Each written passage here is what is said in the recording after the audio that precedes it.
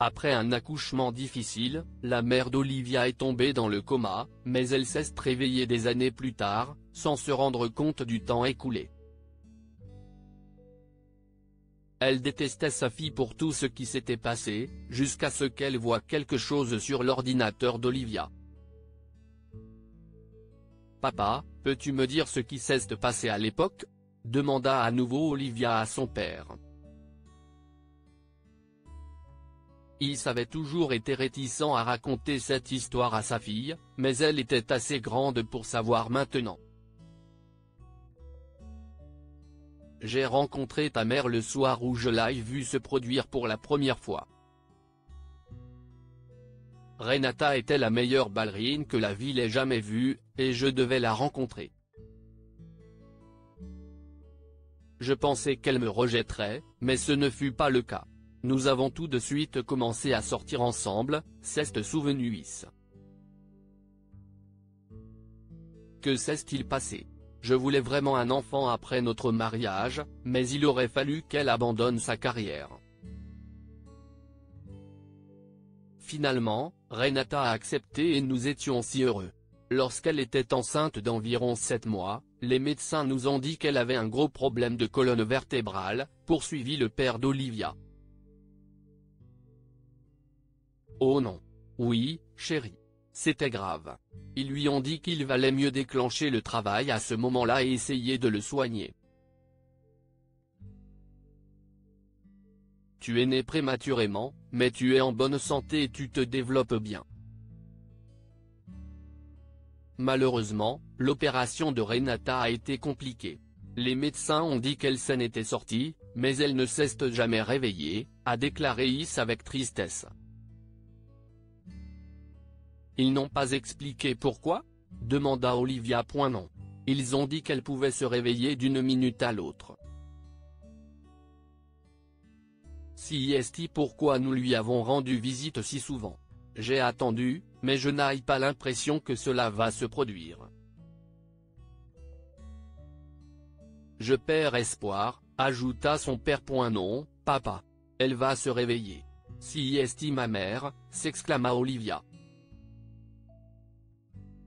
Par coïncidence, le médecin appela le lendemain, car Renata s'était miraculeusement réveillée.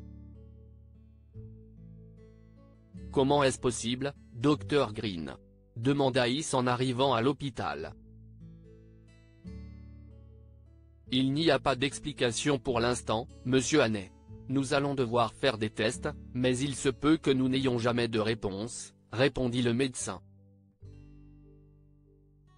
Chérie, laisse-moi entrer en premier. N'oublie pas qu'elle ne sait pas que 17 ans se sont écoulés, dit Is à Olivia. Elle accepta et resta en retrait, même si l'adolescente mourait d'envie de parler à sa mère après toutes ces années. Il entra dans la chambre de Renata. Mon amour. Tu es là. Pourquoi suis-je si fatigué? L'opération s'est-elle bien passée? Demanda-t-elle en serrant Is dans ses bras. Il ne savait pas quoi répondre à ces questions, et se contenta de lui rendre son étreinte. Où est le bébé? Est-ce que je peux l'avoir? Demanda Renata. Oui, ma chérie. Mais tu risques d'être un peu surprise, commença Is. Olivia, tu peux venir ici, s'il te plaît? Olivia est entrée dans la chambre, et elle était là. Sa mère était assise sur le lit et souriait. Elle mourait d'envie de la voir après tant d'années passées à parler à sa forme endormie.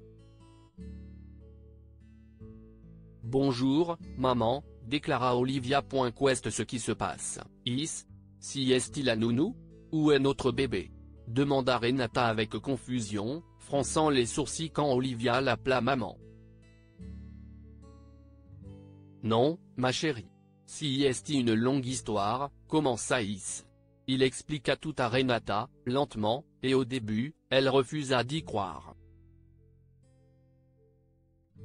Non. Tu mens. Si est une farce. Si est impossible, cria Renata en pleurant. Fais sortir cette fille de ma chambre et ramène-moi mon bébé. Renata, calme-toi, s'il te plaît, déclara Is. Mais à ce moment-là, Renata s'est vue dans le miroir. Elle a vu toutes ses 17 années sur son visage, et toute possibilité d'être la meilleure ballerine du monde s'est envolée.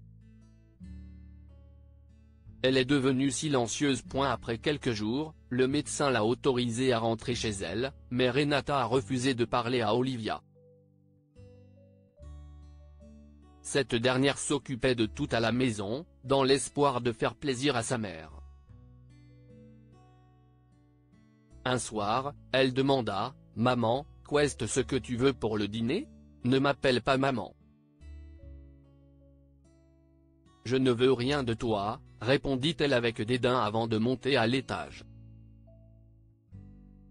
Ce soir-là, elle obligea Is à dîner seule avec elle, tandis qu'Olivia restait dans sa chambre. Les jours suivants, Renata a empiré les choses avec sa fille. Pendant qu'Olivia nettoyait, Renata faisait exprès de faire un autre gâchis, comme casser un œuf cru sur la table de la cuisine, ce qui obligeait Olivia à nettoyer à nouveau. « Pourquoi me fais-tu cela ?» demanda Olivia. « Je ne fais rien du tout. Si est juste que je ne veux pas de toi dans ma maison, » déclara Renata avec nonchalance. « Je suis ta fille, » se lamenta Olivia. « Si est ce que dit-il, mais je m'en fiche. Je ne veux pas de toi ici. Tu dois partir maintenant, » ajouta Renata avec colère. Elle est entrée dans la chambre d'Olivia et a décidé de la mettre à la porte immédiatement. Elle commença à ranger ses affaires jusqu'à ce qu'elle aperçoive son ordinateur. Elle a commencé à cliquer sur des choses et a découvert un dossier intitulé « Pour maman ». Il s'agissait d'une collection de vidéos qu'Olivia avait réalisées pour elle. Elle était là, à l'hôpital, le jour de l'anniversaire de Renata. Elle parlait de sa mère qui lui manquait et de son impatience de la voir se réveiller. Cela lui a fait monter les larmes aux yeux et elle a soudain regretté toutes les années qu'elle avait perdues et le fait qu'elle avait blâmé son enfant pour cela. « Maman, pourquoi emballes-tu mes affaires? Si est-ce pour te venger de ce qui s'est passé quand tu es tombée enceinte de moi ?» s'exclama Olivia en entrant dans sa chambre. « Non, ma chérie. Je suis vraiment désolée. Je n'aurais pas dû t'en vouloir. Rien de tout cela n'était de ta faute. Se réveiller d'un coma et tout découvrir a été bouleversant. »« Je t'aime », s'écria Renata. Ils se sont serrés dans les bras l'un de l'autre et ont commencé à construire une relation. Finalement, Renata a ouvert son propre studio de ballet et Olivia a commencé à prendre des leçons directement auprès de sa mère. Que pouvons-nous apprendre de cette histoire? Vous ne pouvez pas blâmer les autres pour ce qui vous arrive. Il arrive parfois que des incidents bizarres se produisent et qu'il n'y ait personne à blâmer. La grossesse est une chose importante. Vous devez faire des recherches approfondies avant de franchir cette étape importante, car elle peut faire dérailler votre vie et vos projets. Partagez cette histoire avec vos amis. Elle pourrait égayer leur journée et les inspirer.